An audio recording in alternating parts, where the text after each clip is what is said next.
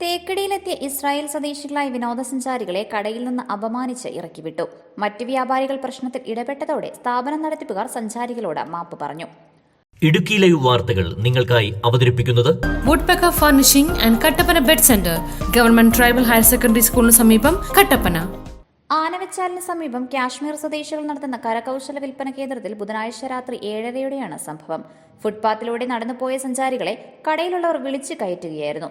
കരകൌശല വസ്തുക്കൾ കാണിക്കുന്നതിനിടെ സഞ്ചാരികൾ ഇസ്രായേൽ സ്വദേശികളാണെന്ന് കടയിലുള്ളവർ മനസ്സിലാക്കി. ഇതോടെ കടയിലെ ലൈറ്റ് അണച്ച് ഇവരോട് കടയിൽ നിന്ന് ഇറങ്ങിപ്പോകാൻ ആവശ്യപ്പെട്ടു.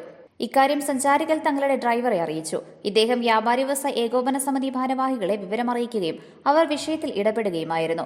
ഇതിനിടെ തങ്ങളെ ഇറക്കിവിട്ടത് ഇസ്രായേൽ സ്വദേശികൾ ചോദ്യം ചെയ്യുന്നതും കടയിലുള്ളവർ മാപ്പ് പറയുന്നതുമായി വീഡിയോ സമൂഹമാധ്യമങ്ങളിൽ വ്യാപകമായി പ്രചരിച്ചു. വീഡിയോ ശ്രദ്ധയിൽപ്പെട്ടെന്നും എന്നാൽ ഇസ്രായേൽ സ്വദേശികൾ പോലീസിൽ പരാതിപ്പെട്ടിട്ടില്ലെന്ന് കുമളി CI PS സുജിത്ത് അറിയിച്ചു. Idukki live news, Kumily. Idukki live വാർത്തകൾ നിങ്ങൾക്കായി അവതരിപ്പിച്ചത്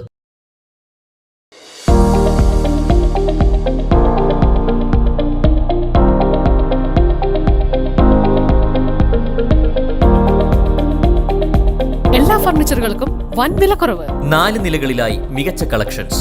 ബെഡുകൾക്കായി പ്രത്യേക വിഭാഗം. 2400 രൂപ മുതൽ ഗ്യാരണ്ടി ബെഡുകൾ. EMI സൗകര്യം ലഭ്യമാണ്.